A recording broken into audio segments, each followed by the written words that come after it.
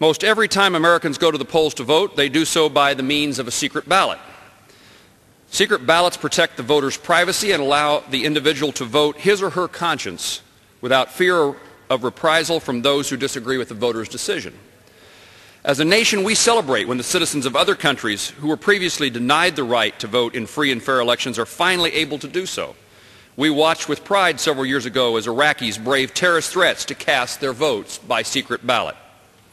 Mr. Speaker, if the secret ballot is used by Americans in local, state, and federal elections, if the secret ballot is used by citizens of other nations for which American soldiers have sacrificed, don't American workers also deserve this fundamental right? If you ask Kansans, they will say yes. Workers do deserve the right to a secret ballot election.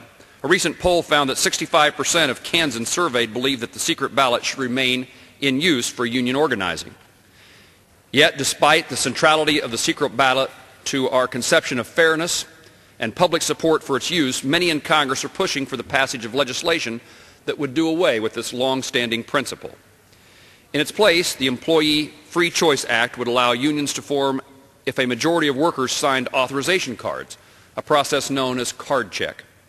Without giving workers the protection of a secret ballot, each person's choice would be known to others. It is not unreasonable to believe that those who choose not to sign authorization cards would be subject to intimidation and coercion. While this should be reason enough to defeat the Employee Free Choice Act, the legislation is further flawed. Provisions within the legislation require mandatory arbitration process that would allow the federal government to dictate contract terms on businesses if the first contract is not agreed to within 120 days.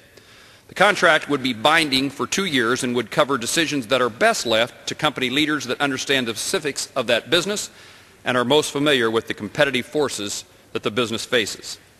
In these difficult economic times, the government-imposed and written contracts would have an especially devastating impact on businesses that would further delay our economic recovery. Allowing the government to impose contracts on private firms and their workers would effectively allow the government to pick the winners and losers in the marketplace. The Employee Free Choice Act is bad for workers and bad for the economy.